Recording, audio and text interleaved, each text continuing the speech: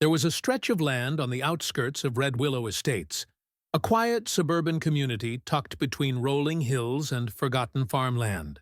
It wasn't the kind of place you'd expect drama. Rows of white vinyl fences lined the cul-de-sacs, sprinklers clicked in perfect rhythm, and every lawn looked like it had been copied and pasted from a real estate brochure. But just beyond those fences, where the neatly trimmed turf met open soil, lay a field that didn't fit the picture.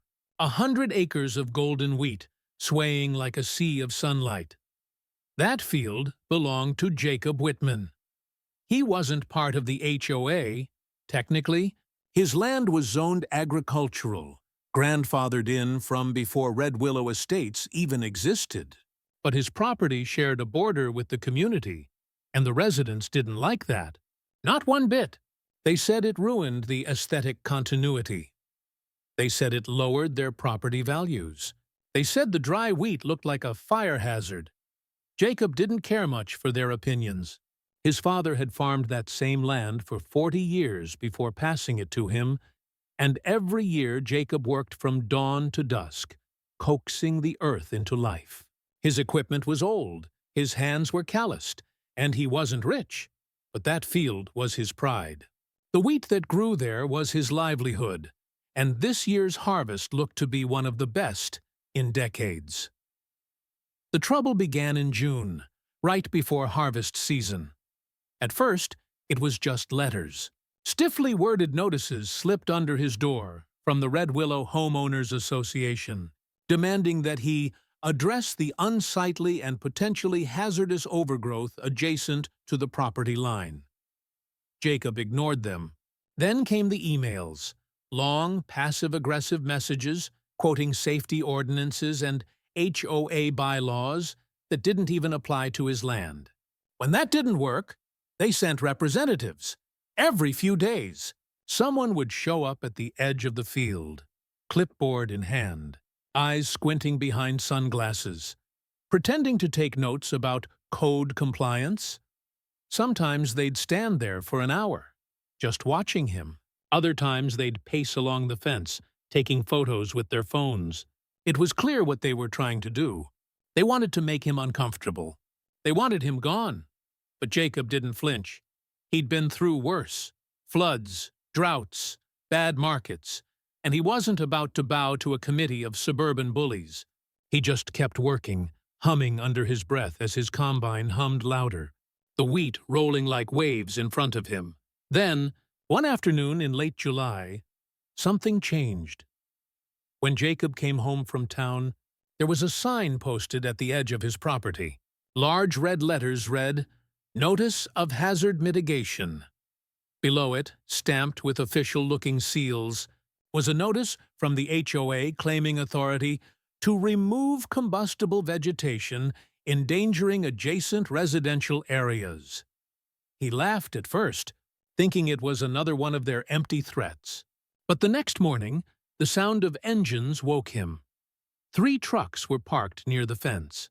Men in reflective vests stood around, talking into radios.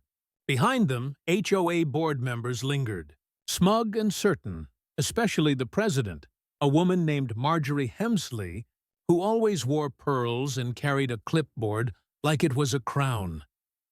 Jacob approached them, waving his arms, but they ignored him. The men in vests began unloading equipment, weed burners, shovels, even fuel canisters. That was when Jacob realized what they were planning. They weren't here to trim the grass or dig a fire break. They were preparing to burn. He tried to stop them, yelling over the roar of the igniters, but they kept going. They said they had permission. They said it was for safety. They said the field was a risk to the community, and they were doing their duty. But they had no legal authority over his land. They knew that, and they did it anyway. Within minutes, flames licked across the edge of the wheat, orange tongues devouring gold. Jacob ran for his hose, shouting for them to stop, but the fire spread faster than water could reach. Smoke filled the air, thick and black. The men retreated, shouting into radios, realizing too late that the wind had shifted. The controlled burn was no longer controlled. The dry summer air, the endless rows of wheat. It all turned into a perfect storm. Fire jumped the lines they'd drawn, racing through the field like it had a mind of its own. In minutes, acres of Jacob's livelihood were gone, curling into ash before his eyes. He stood helpless, watching everything his father had built turn to smoke. By evening, the fire crews arrived, their sirens echoing across the valley. They battled the blaze until nightfall, finally containing it near the North Ridge. When it was over, the field was nothing but black earth and silence. The air smelled of burnt grain and melted dreams. The HOA tried to spin it, of course. They told the local news it had been a necessary precaution gone wrong. They claimed Jacob's negligence had caused the fire to spread. They said he'd refused to cooperate. But the neighbors had seen the trucks. They'd seen who started it, and Jacob wasn't about to let it go. Over the next few days, he filed complaints, called the county, and demanded accountability. But the HOA had lawyers, expensive ones. They argued that the burn had been conducted in good faith. They hid behind technicalities and paperwork, twisting every word until truth no longer mattered. And so, Jacob was left with nothing, his harvest gone, his savings spent trying to clean up the damage. The insurance company refused to pay, citing third-party negligence. And as if that weren't enough, the HOA had the audacity to send him a bill for fire response costs, claiming his property had endangered their homes. That night, Jacob sat on his porch, staring out at the smoldering remains of his field. The moonlight caught the faint shimmer of ash swirling in the breeze. Somewhere in the distance, a sprinkler hissed, one of Red Willow's perfect lawns getting its midnight drink. He clenched his jaw, anger burning deeper than the fire ever could. He didn't believe in revenge. He believed in justice. But sometimes, the two looked awfully similar. The wind picked up again that night, dry and restless. It swept across the blackened soil, carrying whispers of heat that hadn't fully died. Jacob didn't know it yet, but the fire that had taken everything from him wasn't finished. Something still smoldered beneath the ground, something waiting for the right moment, the right spark. And when it came, it wouldn't stop at the edge of his field. It would turn, and it would head straight for Red Willow. The days following the fire felt eerily quiet, as if the land itself was holding its breath. The once golden field had turned into a wasteland of soot and brittle stalks. A gray haze clung to the horizon, and every gust of wind carried the acrid scent of smoke. The neighbors, who had once whispered about the eyesore next to their neighborhood, now drove by slowly, their expressions caught somewhere between curiosity and guilt. For Jacob, the silence was heavier than the loss. He had spent nearly a decade tending that soil, season after season, repairing the fences, maintaining the irrigation lines, and protecting the land from weeds and storms.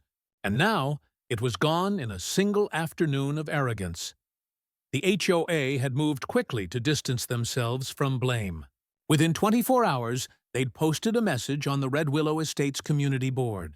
It described the incident as an unfortunate accident during a routine fire mitigation effort and assured residents that the situation was fully under control. They ended the statement with a reminder that safety is our shared responsibility. But the residents knew better. Some of them had recorded what happened. They had seen the men in vests, the ones hired by the HOA, pouring accelerant too close to the crop line. They had heard Jacob shouting for them to stop, and they had watched, powerless, as the wind carried the flames straight across the field. Still, few dared to speak out. The HOA was known for its retaliation, anonymous complaints, fines, and letters threatening legal action for even the smallest infractions. No one wanted to be the next target, so they stayed silent, keeping their heads down, pretending the smell of burnt grain didn't reach their freshly painted porches. Jacob spent the next week cleaning what he could. He raked through the blackened debris, salvaging twisted metal and melted irrigation hoses. Every so often, he'd find something half buried in the ash. A charred fence post, a fragment of his father's old tractor sign, the remnants of a life's work. He piled them near the barn, not knowing what else to do. But as the sun set on the seventh day, he noticed something strange. A faint warmth pulsed beneath the surface of the soil, like embers buried deep in the earth. When the wind blew just right, the ashes seemed to glow faintly red. It was subtle, almost invisible unless you were looking for it. Jacob crouched down, pressing his hand to the ground. The warmth wasn't uniform. It came in pockets, as if the fire had hidden itself beneath layers of dirt, waiting. He fetched a shovel and dug into one of the glowing spots. Steam rose from the hole, carrying that same acrid smell. The deeper he went, the hotter it became. He doused it with water, but the hissing only made it worse. That's when it hit him. The fire hadn't fully died. It was still alive underground, feeding on the roots, smoldering quietly beneath the charred crust of the earth. He called the county fire department. They sent a single truck, more out of courtesy than concern. The crew walked the property with infrared scanners, confirmed there were some residual hotspots, and told him they'd go out soon on their own. They advised him to monitor the area. Then they left. But the heat didn't fade. By the third night, the wind shifted. It came down from the hills in long, restless gusts, stirring the black soil like waves on a dark sea. The temperature dropped sharply, and dry air sucked the last moisture from the ground. That was when the first sparks appeared, tiny pinpricks of orange light dancing where the earth had cracked. At first, Jacob thought his eyes were playing tricks on him. But as the night deepened, more appeared, a slow shimmer of fire creeping beneath the surface, moving like veins of molten light. The wind caught it, feeding it oxygen, coaxing it to life. And then, with a sudden burst, the ground flared open. A pillar of fire shot up into the darkness, twisting like a serpent. The field roared back to life. Flames leapt between the stubble rows, carried by the same wind that had once cooled the wheat. Within minutes, the fire spread, consuming the charred remains and racing toward the boundary fence that separated Jacob's land from Red Willow Estates. This time, Jacob didn't try to stop it. He stood by his porch, eyes reflecting the inferno, heart pounding not with fear, but with something darker, a sense of inevitability. The fire the HOA had lit had found its way home across the fence. Red Willow slept, unaware of what was coming. The sprinklers had shut off hours ago, and the lawns glistened faintly under the streetlights. The homes closest to the field, large two-story houses with vinyl siding and cedar decks, stood silent, their windows glowing with the soft blue of television screens. Then, the first alarm went off. It was faint at first, a distant chirp of a smoke detector. Then came the shouting, the barking of dogs, the rush of footsteps. Flames climbed the wooden fences, jumped across mulch beds, and curled beneath the eaves of garages. The HOA's meticulously landscaped buffer zone, rows of decorative shrubs and bark mulch, acted like a fuse. The fire crews returned, sirens wailing, but this time the wind worked against them. The gusts shifted again, blowing the flames straight into the neighborhood. Water cannons hissed against the firestorm, but the heat was too intense. Vinyl siding melted, roof shingles caught, and embers rained like burning snowflakes onto carports and lawns. By dawn, chaos reigned. The community that had prided itself on uniformity was now a patchwork of destruction. One home spared, the next reduced to a skeleton of ash and twisted metal. The HOA board members stood on the sidewalk, faces pale, clutching their clipboards as if paperwork could save them. Marjorie Hemsley's pearls were streaked with soot. The fire chief barked orders, but the flames had already chosen their path. And through it all, Jacob stood at the edge of his land, silent. When the sun rose fully, the flames began to die down. The field was gone again, this time for good, reduced to nothing but scorched earth. But beyond the fence, the HOA's kingdom lay in ruins. The once perfect lawns were blackened, the identical facades disfigured by heat and smoke. The aesthetic continuity they had fought so hard to preserve was nothing but ash. The news crews arrived by noon. Drones hovered overhead, capturing the smoldering remains. Reporters spoke in solemn tones about unexpected fire behavior and community tragedy. But footage surfaced within hours. Videos taken by residents showing the original burn, the HOA trucks, the gas canisters, the laughter before the fire took hold. By evening, the narrative had changed. The story was no longer about a tragic accident. It was about negligence, arrogance, and greed. Lawsuits began to form before the ashes were even cold. The county launched an investigation. Insurance companies froze claims, and the HOA, once untouchable, found itself standing on the edge of collapse. As for Jacob, he said little. He stayed on his porch that night, watching the horizon glow faintly with the last embers of red willow. The fire had taken everything from him, and in a way, it had returned something too. A reckoning, a silence, a strange, grim balance. But the story wasn't over yet. The HOA still had lawyers, and the residents still had fear. And in the smoldering aftermath of the fire, secrets had begun to rise with the smoke, ones that would turn neighbor against neighbor, and reveal that not all of Red Willow's sins had burned away. The morning after the firestorm, Red Willow Estates looked like a battlefield. The sky hung heavy with smoke, gray and bruised, drifting low over blackened rooftops. Lawns once trimmed to perfection were buried under soot and ash. Streetlights flickered through the haze like faint candles in a graveyard of melted fences and broken sprinklers. For the first time since its founding, the HOA didn't send out a morning bulletin. No reminders about lawn length, no cheerful updates about neighborhood watch. The only sounds were the crackling of damp debris, the low hum of emergency generators, and the distant buzz of news drones circling above. The fire marshal's vehicles arrived before dawn, followed by county investigators, insurance assessors, and sheriff's deputies. They taped off the subdivision's southern edge, right where the HOA's so-called mitigation burn had begun. The air was thick with suspicion, and everyone seemed to know, though no one dared say it aloud, that the fire which had destroyed Red Willow had started from within. Neighbors gathered in clusters, their faces gray with soot and disbelief.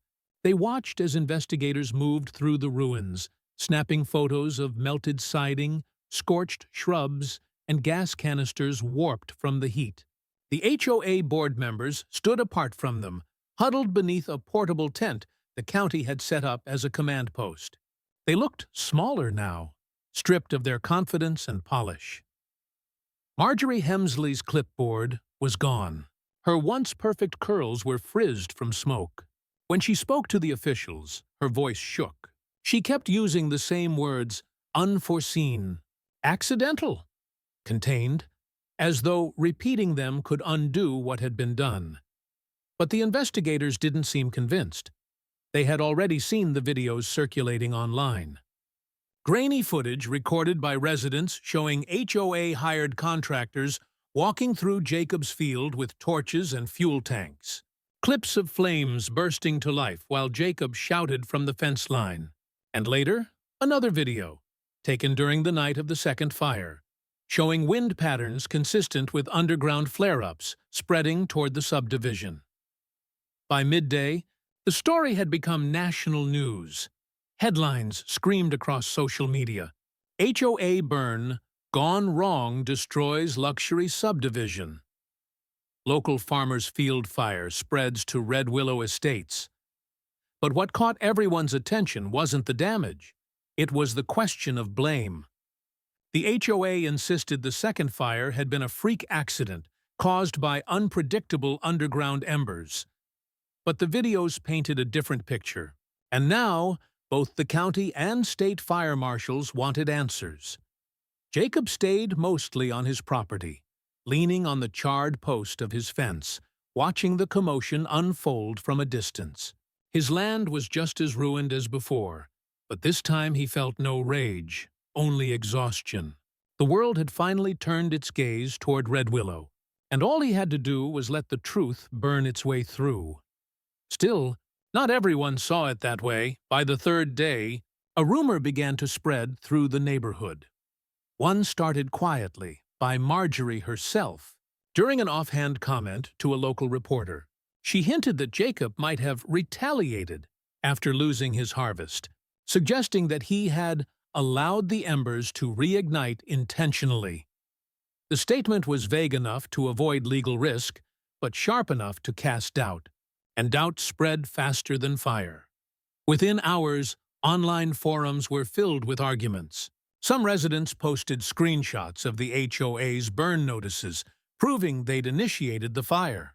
Others claimed Jacob had been seen near the property line that night, implying guilt. It didn't matter that he lived on that land.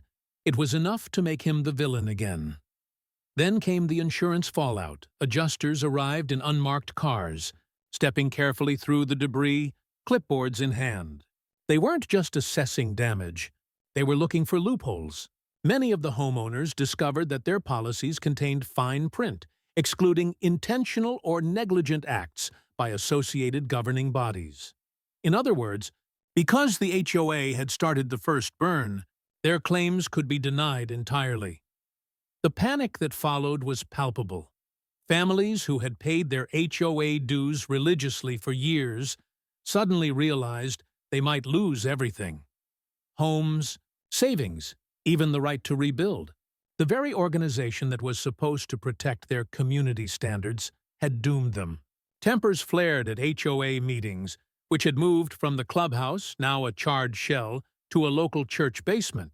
The board members tried to maintain order, but voices rose, chairs scraped, and accusations flew. Some residents demanded Marjorie resign immediately. Others wanted to dissolve the HOA altogether. A few, mostly the same ones who had always backed her. Decisions argued that everyone needed to unite and avoid feeding the media frenzy. But the unity she preached had gone up in smoke along with the houses. Meanwhile, the county investigation deepened. The fire marshals traced the ignition points of both blazes and confirmed what Jacob had suspected all along. The second fire had been a reignition of the first, sparked by residual heat beneath the soil. Their report stated that the initial burn had been conducted without appropriate oversight or permit, and that unauthorized ignition sources had been introduced to private property. In legal terms, it was damning, but even as the truth surfaced, the HOA refused to take full responsibility. Their lawyers filed motions to delay the release of documents, citing ongoing litigation. They accused the contractors of exceeding instructions. They blamed the county for failing to provide timely suppression resources. Anything to deflect. Through it all, Jacob kept quiet. He didn't need to speak. Others were doing it for him now. Reporters knocked on his door, begging for interviews, but he turned them away. He wasn't interested in fame or vindication. He wanted something quieter, something cleaner. He wanted the ground to rest again, but rest would not come easily. Weeks passed, and the tension in Red Willow turned poisonous. Without insurance payouts, some families began to pack up and leave. Those who stayed grew bitter, snapping at each other over fences that no longer existed.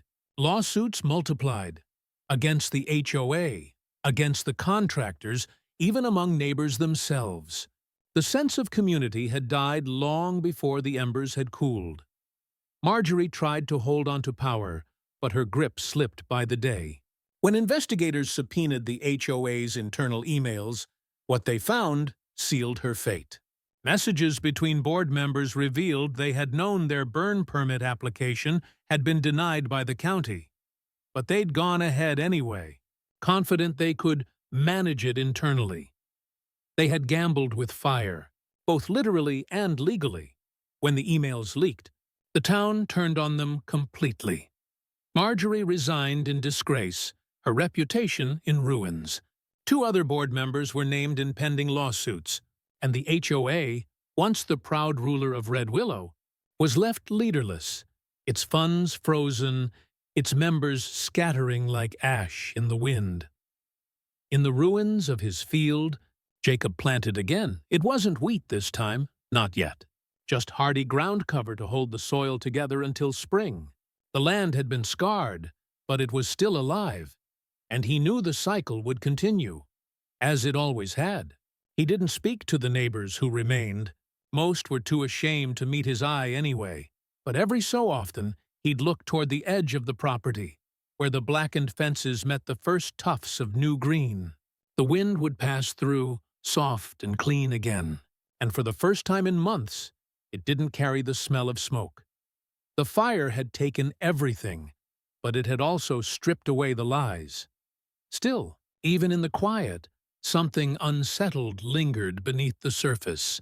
Because in the rubble of the HOA's old records, investigators had found something else, an unsigned letter dated months before the fire. It mentioned development plans, rezoning applications, and one simple line that changed everything.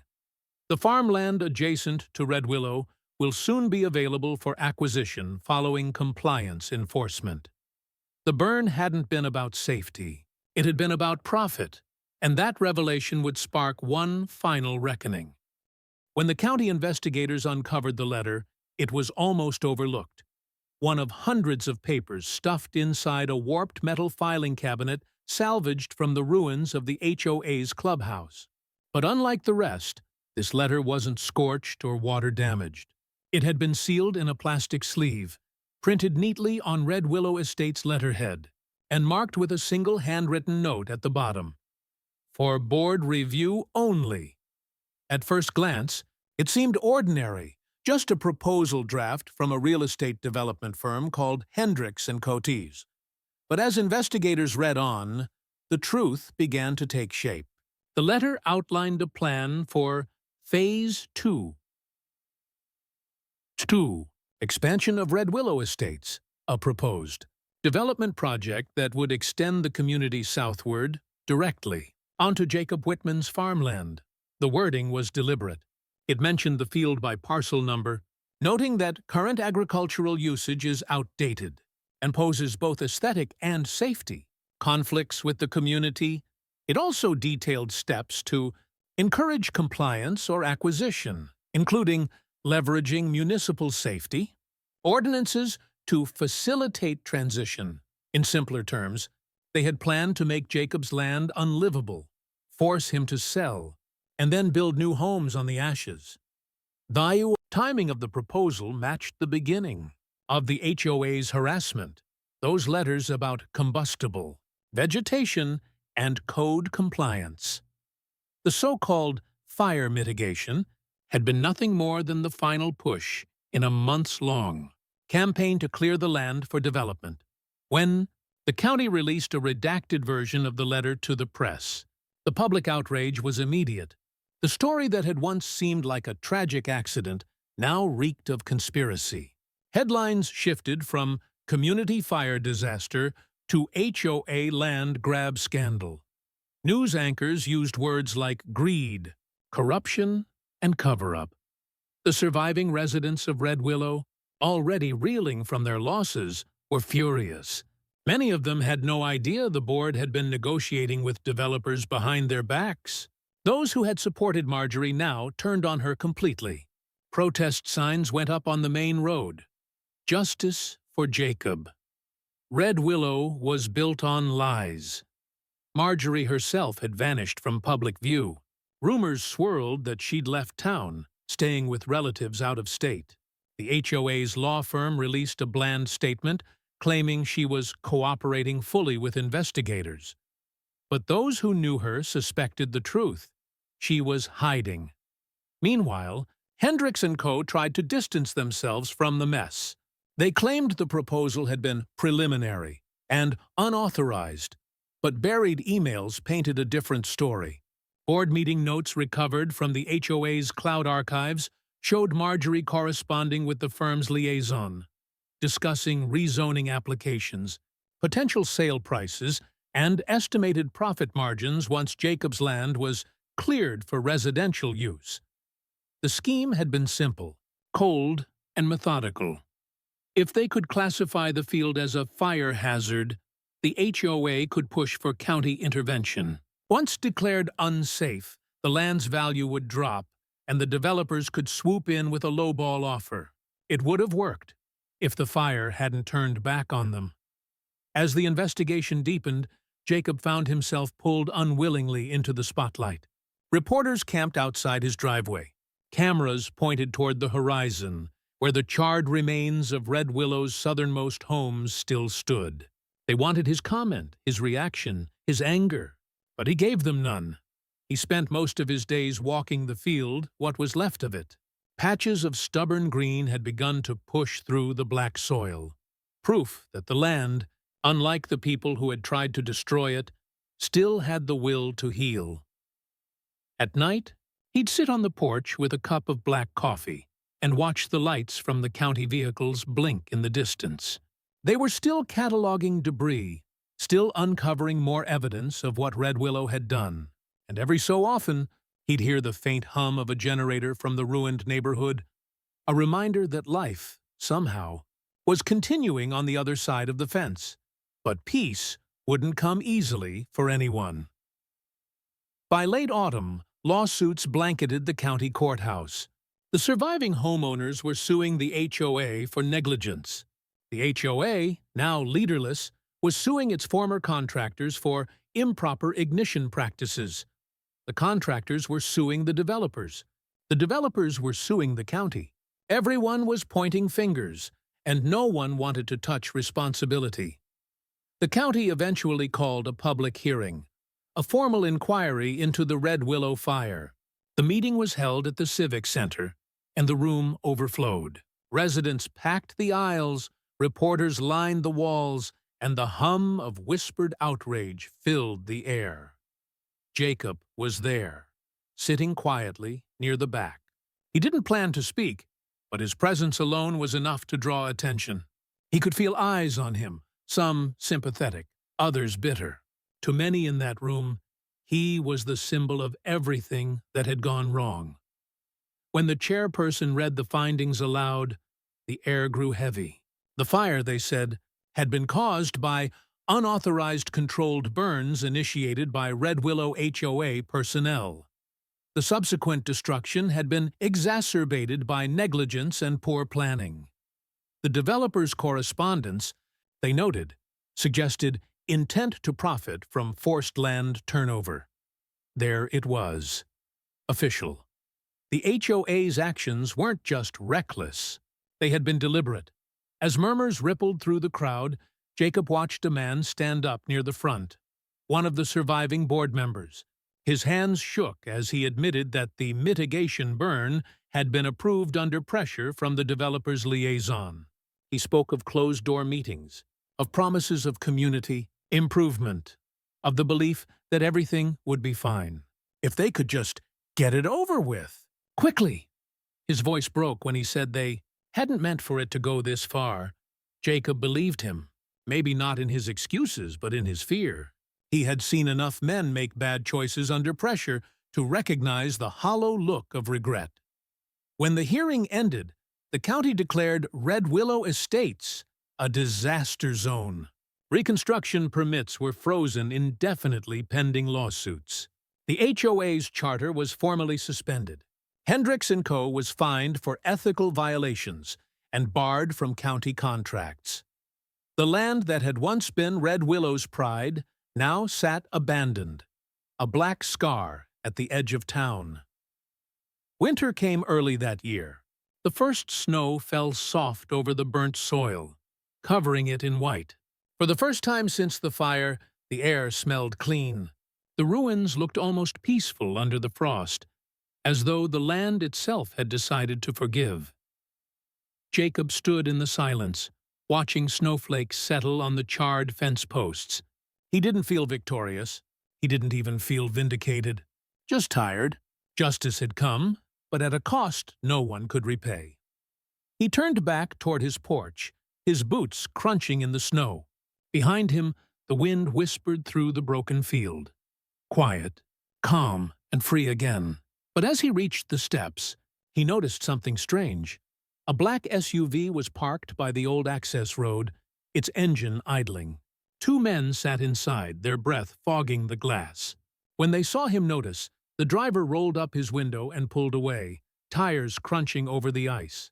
On the ground where the SUV had been, a small yellow stake had been driven into the earth. It marked something.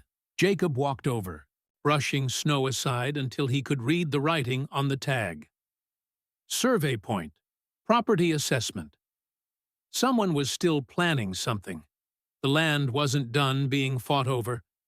And Jacob realized, as the SUV disappeared down the road, that the fire hadn't been the end of Red Willow's greed.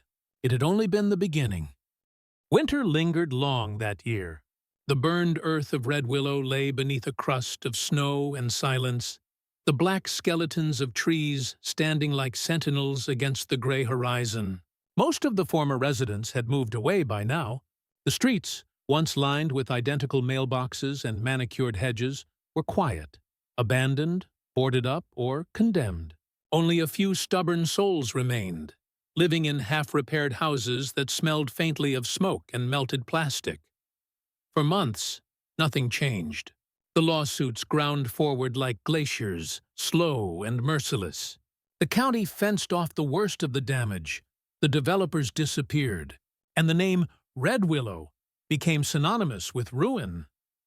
But Jacob couldn't shake the feeling that it wasn't over. The yellow survey stake he'd found by the access road gnawed at him. Someone had been back on his land, marking it without permission. Every few weeks, he'd find another. Always small, always new, always in a neat line tracing the southern edge of his property. He asked around at the county office. No one claimed responsibility. There were no new permit applications, no registered surveyors, no recorded requests for property assessment. It was as if someone was working off the books, quietly mapping out a place they didn't yet own. Then, one morning in early March, Jacob saw the SUV again. It was parked farther down the road this time, half hidden behind a stand of frost-bitten pines. Two men stood near the hood, stamping their boots against the cold. They weren't from the county, no badges, no official markings, just thick black coats and clipboards. They didn't notice Jacob watching from his porch. He walked down the dirt drive, crunching through the snow. The men turned when they heard him approach, startled but not afraid. The taller one forced a smile, said they were conducting environmental assessments for an upcoming restoration project. His voice had that polished, too smooth tone of someone used to lying. When Jacob asked for credentials, the man reached into his coat, then hesitated. His partner nudged him, and they both backed toward the SUV. Before Jacob could say another word, they were gone, their tires spitting gravel as they sped off toward the main road. That night, Jacob couldn't sleep. The fire had already taken everything once. He wouldn't let it happen again. He began digging into property records, old rezoning proposals, archived developer filings, anything that could explain what was happening. What he found chilled him. Hendricks and Coberud, the same firm that had planned to acquire his field before the fire, had quietly rebranded under a new name, Willow Development Group. And 3 weeks earlier, they had submitted a new zoning proposal for Red Willow South, Phase 1 restoration and redevelopment. The maps were nearly identical to the ones from the letter the county had found, right down to the parcel numbers. His field, his land, was marked in bright blue, labeled Future Residential Expansion. The paperwork even claimed the land was currently unoccupied and under county review. Unoccupied. They were trying to erase him. By spring, the snow melted, revealing the land beneath. Scarred. Yes, but still alive. The first green shoots pushed through the soot, stubborn as always. Jacob spent long hours tending the soil again, though he no longer planted much. He wanted the land to rest, to breathe. But every day, new signs appeared. Metal stakes with fluorescent flags, small plastic tubes driven into the dirt. Someone was testing the ground, preparing for something big. Then, one morning, he found tire tracks cutting deep across the property. Fresh, wide, from heavy machinery. They led toward the old ridge, where the fire had stopped months ago. At the top of the ridge, a wooden post stood planted in the soil, topped with a sign that made his stomach twist. Future site of Red Willow South Redevelopment Project. Willow Development Group. It wasn't over. The ashes hadn't even cooled, and they were already trying to rebuild their dream atop the ruin. Jacob took photos, filed complaints, and called the county again. But the officials were slow, bogged down in bureaucracy.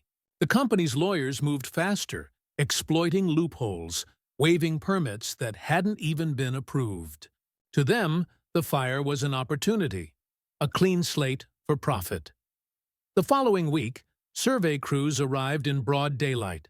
Trucks rumbled down the road, men in orange vests walking the property lines with measuring tools. Jacob confronted them, demanding they leave, but they claimed they had authorization from the developer. When he asked to see it, they refused. That night, Jacob sat at his kitchen table, staring at the charred remains of the old HOA sign he'd salvaged after the fire. The letters were half burned, but the word Red Willow was still visible. It had once represented control, conformity, power. Now it was just a reminder of everything greed could destroy. And he realized something. If they wanted to erase him, if they wanted to treat his land like another blank space on a developer's map, they'd have to face what they'd built first. The truth. The full, unvarnished truth. He gathered everything he had. Photos, permits, burned letters, maps, and the county's report. Then he called one of the reporters who had covered the original fire, the only one who had ever treated him fairly. Within days, the story was back on the news. Developers plan to rebuild over site of HOA fire disaster. The coverage exploded again, bigger than before. The public hadn't forgotten Red Willow. They'd just been waiting for a reason to remember. The same outrage that had once burned through social media reignited. And soon, the county was flooded with calls, petitions, and threats of legal action if construction continued. Willow Development Group tried to push back, but the tide had turned. Their investors began to pull out, terrified of bad publicity. County officials, under pressure, froze all permits indefinitely pending an ethics review. By summer, the trucks were gone. The signs were taken down, and Red Willow, what was left of it, was finally quiet. Jacob stood at the ridge where the last fire had burned itself out. The field stretched before him, green again, waving gently in the wind. It wasn't wheat yet, just grass, but it shimmered under the sun like gold all the same. He looked toward the horizon where Red Willow Estates had once stood, its grid of perfect lawns now replaced by open earth and silence. The fences were gone, the uniformity broken, the illusion of control turned to dust. Justice hadn't come quickly. It hadn't come cleanly, but it had come. And as the wind shifted again, brushing across the land that had nearly been stolen, Jacob understood what his father had always told him. The land remembers. It holds grudges and blessings alike, but it always finds a way to reclaim what's its own. The field was proof of that. It had burned, been buried, and still, it lived. Jacob turned to leave, but before he did, he noticed something glinting half-buried in the dirt near the ridge. A small melted plaque, warped from the fire. He dug it out and brushed away the soot. It read, "Red Willow Estates, a community built to last." He laughed softly, not bitterly, but with something closer to peace. Because the only thing that had lasted here wasn't the houses. or the HOA, or the false promise of order. It was the land, and the land would outlive them all.